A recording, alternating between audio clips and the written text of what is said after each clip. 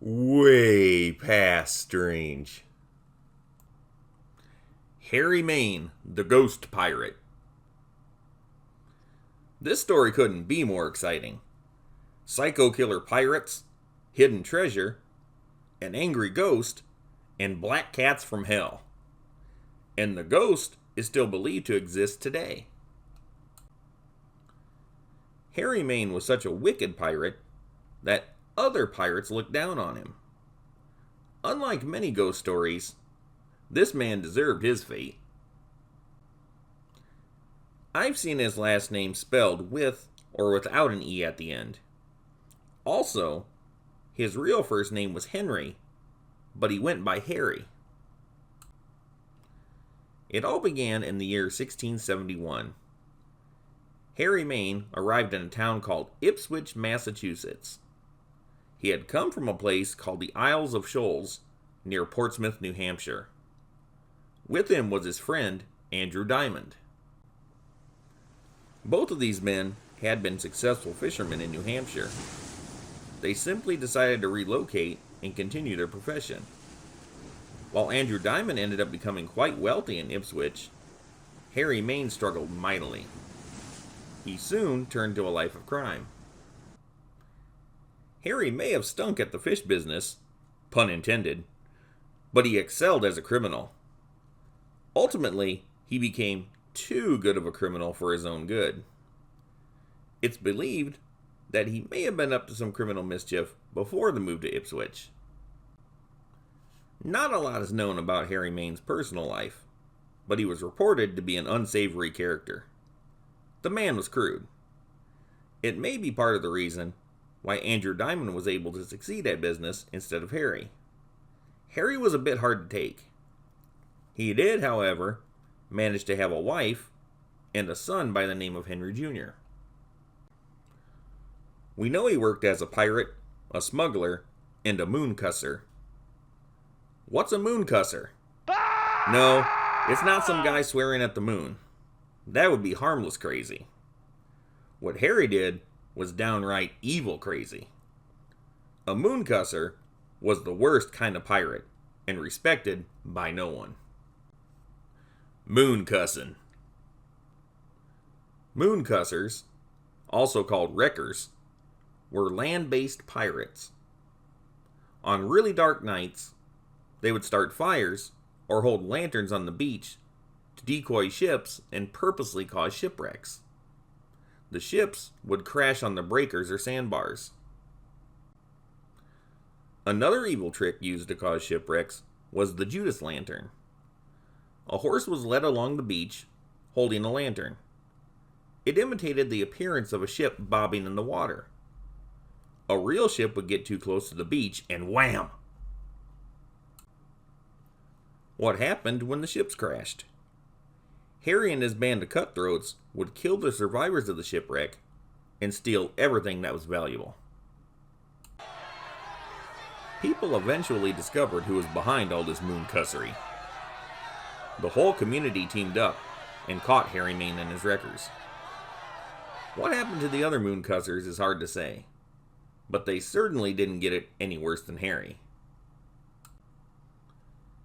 The place where Harry had committed his murderous mooncussing crimes was on a sandbar extending from Plum Island, named Ipswich Bar.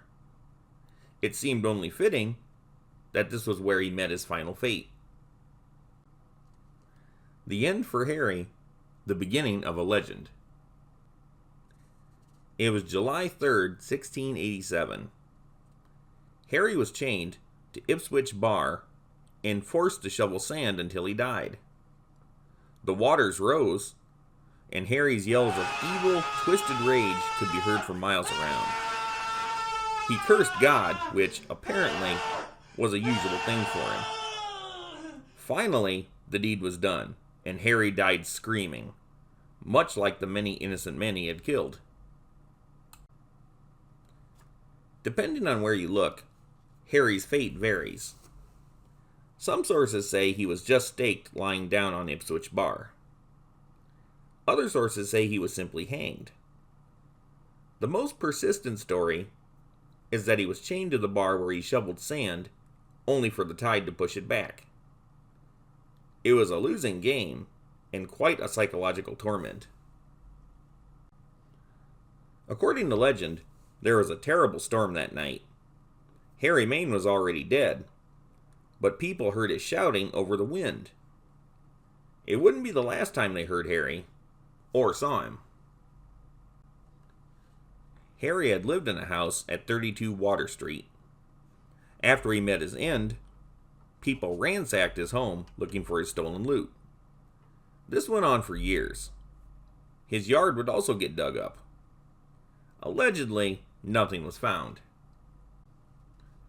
Harry Maine, quite possibly the darkest-hearted pirate who ever lived, then became the stuff of legend. His ghost was seen. His voice was heard, as booming as ever. He always showed up at Ipswich bar when it stormed. Harry walked the shore and wailed for his sins. It was an eternal punishment of the harshest kind. Harry messed up bad. Even today, there are people who claim to see and hear Harry Maine. Harry was also believed to have haunted his old house. No one who tried living there would stay very long. One day, all the ministers of the town got together at the house and prayed, and the haunting stopped. The house stood for many, many years, but was finally torn down in the early 1900s. Harry's Black Cats from Hell. After Harry's death, the allure of hidden treasure led to a scary incident that's also kind of funny. I've heard some people say this happened soon after Harry died, while others say it happened several years after he died. Some local yokel claimed to have the same dream of finding Harry's treasure for 3 nights in a row. He could see the very spot where it was buried. On an extremely dark night, at midnight, this genius went to this spot on the hill. He was equipped with a spade, a lantern, and a Bible. If some or all of this sounds dumb to you, just wait, there's more. The man dug quite a while. Eventually, he hit a hard object. Hooray! Pay dirt! He scraped the dirt away and saw a flat stone with an iron bar laid across it. This had to be the mark of hidden treasure, right? He picked up the iron bar and was about to turn the stone over with it when he noticed something rubbing against his leg. It was a black cat. The man tried to kick the cat away, but he wouldn't leave the man alone. Another black cat appeared in the hole. Then another. Super Smooth was trying to raise the stone slab, but the cats hissed and clawed at him. Up above, more black cats appeared around the rim of the hole.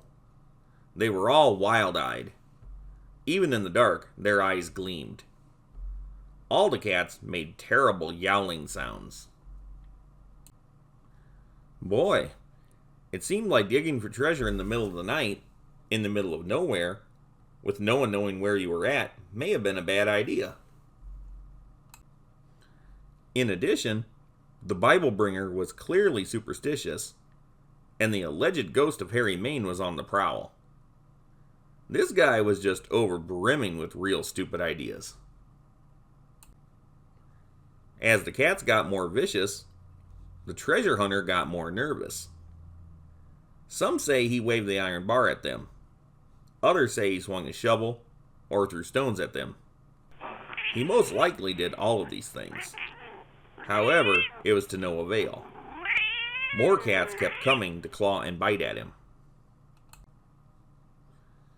It wasn't until he said, "Scat! Away with you!" that the cats vanished in an instant. Aha! That fixed him. Mr. Genius felt the earth shake. Then he noticed the pit was filling up with icy cold water. Before he knew it, he was waist deep in water. He managed to get out of the hole, iron bar in hand. Within only a few seconds, the hole collapsed. If there was any hidden treasure, it was buried once more. He returned to town a sadder but wiser man. He realized the treasure was cursed and vowed never to return to that spot. The iron bar was a memento of that night. It's not entirely certain what became of this bar, but it's said that the man had a blacksmith turn it into a door latch for his house. It was then shown to visitors of Ipswich on a regular basis as a trophy of this man's bold, courageous, and really well thought out adventure. Wink, wink. I think if I was him, I would play that down in general. Harry today. The ghost of Harry, Maine is a persistent legend in Ipswich folklore even now. Some people believe he's still around. At any rate, skeptic or not, it probably isn't a great idea to hang out in the Plum Island, Ipswich bar area on stormy nights. While his house no longer stands, there is a house that was built right next to it in 1713 that still does stand. It's called the Jabish Sweet House, and due to proximity, even it has been pulled into the legend. People believed that house was haunted too, but there has never been any confirmation of it by anyone who lived there. Harry, Maine was wild in life, wilder in death, and will forever be way past strange.